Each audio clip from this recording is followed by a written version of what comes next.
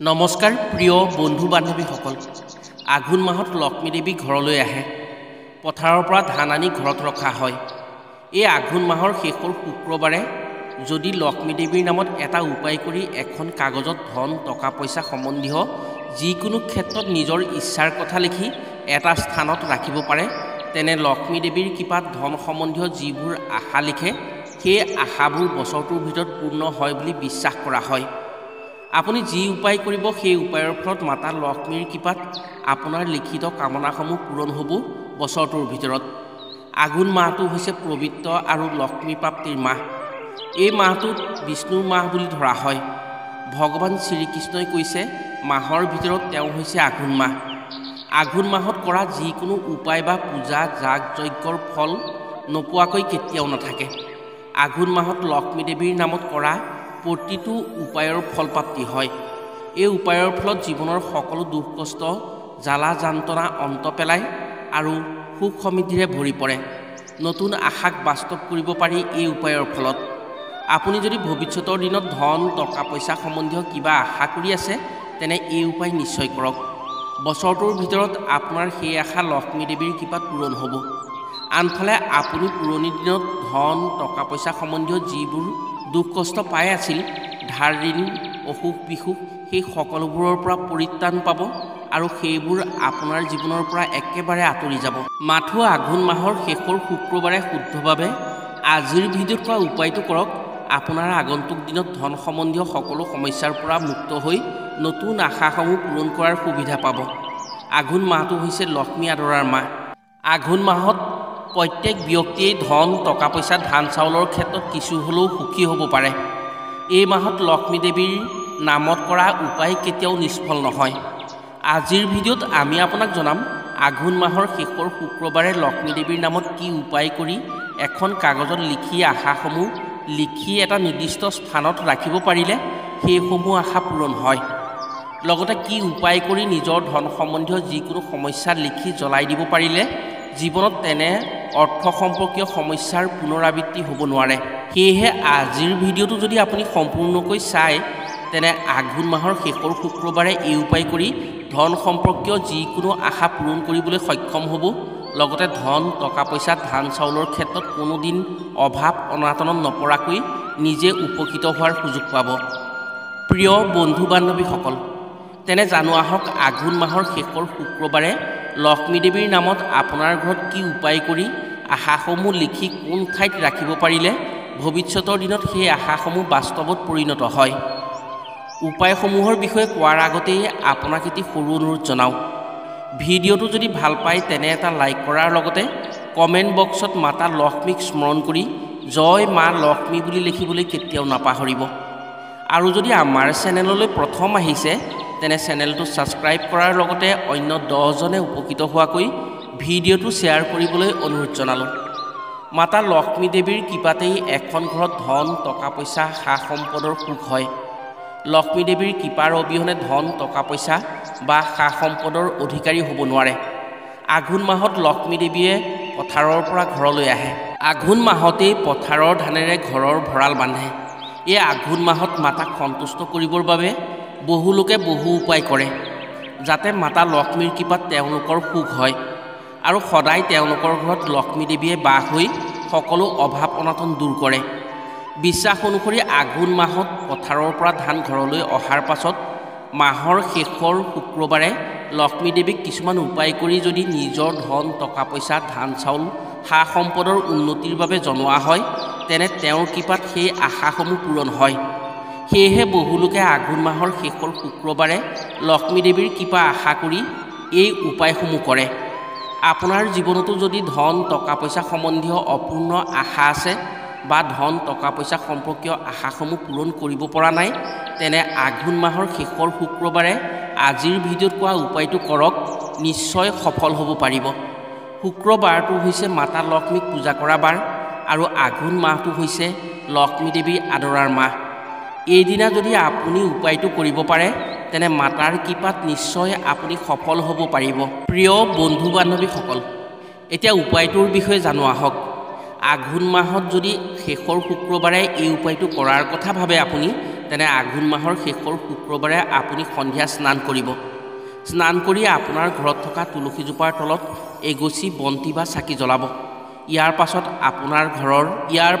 আপোনাৰ ঘৰৰ য'ত লক্ষ্মী ফটো বা লক্ষ্মী মূৰ্তি আছে তাত এগছি বন্তি জ্বলাব। এই চাকিগছি ঘিউ চাকি জ্বলাব।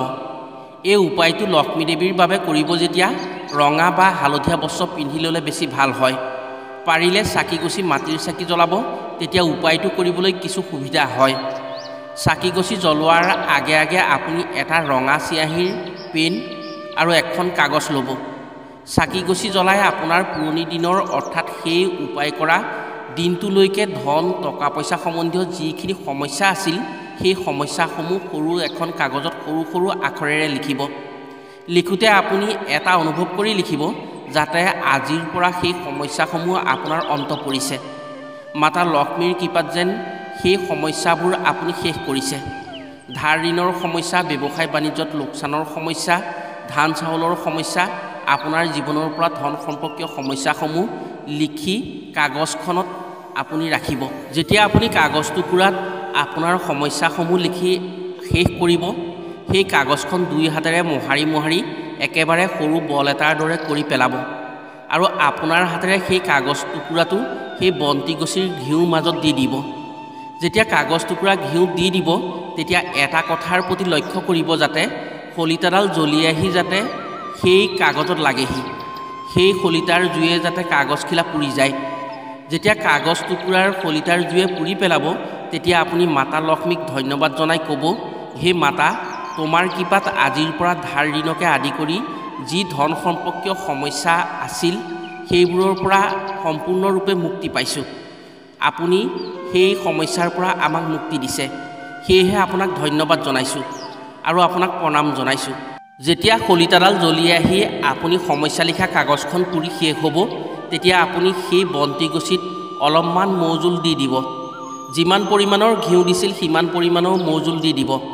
ইয়াৰ পাছত এটুকুৰা কাগজত আপুনি আগতে যিটো পেন ব্যৱহাৰ কৰি জ্বলাই দিয়া কাগজখিলাত সমস্যাসমূহৰ বিষয়ে লিখিছিল, সেই পেনেৰে অন্য এখন কাগজত আপোনাৰ ধন সম্পৰ্কীয় আশাসমূহ লিখিব।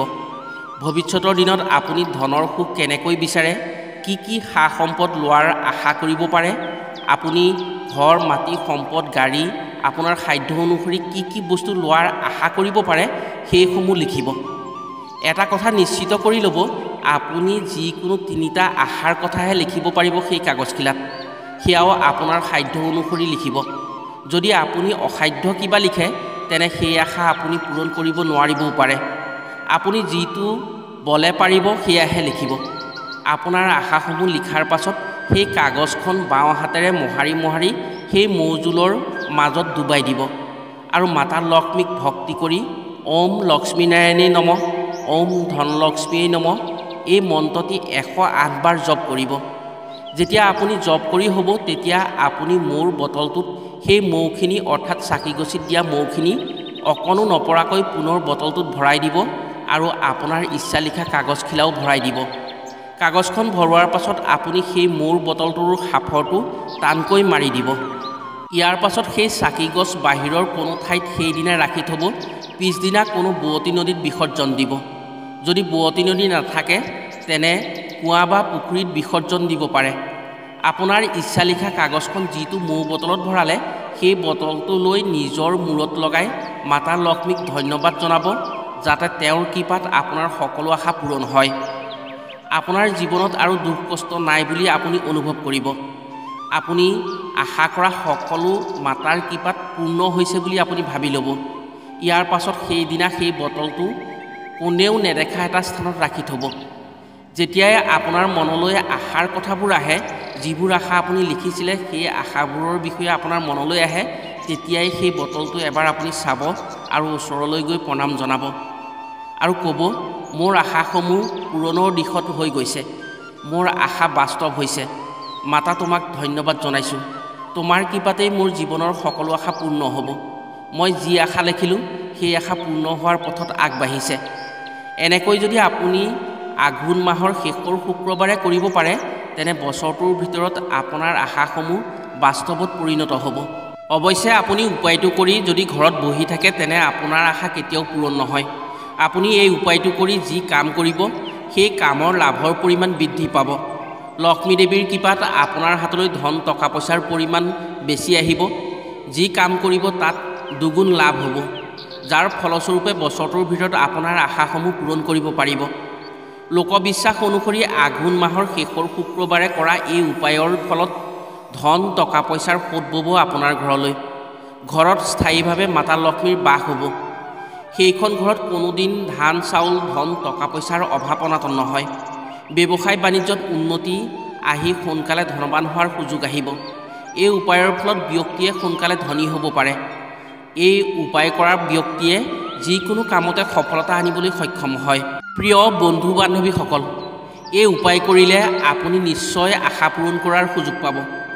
মাতা লক্ষ্মীৰ কৃপা লাভ কৰি মনৰ আশা পূৰণ কৰাত মাতা লক্ষ্মীয়ে নিশ্চয় সহায় কৰিব আপোনাক। এবাৰ কৰি চাওক, নিশ্চয় সুফল পাব পাৰিব।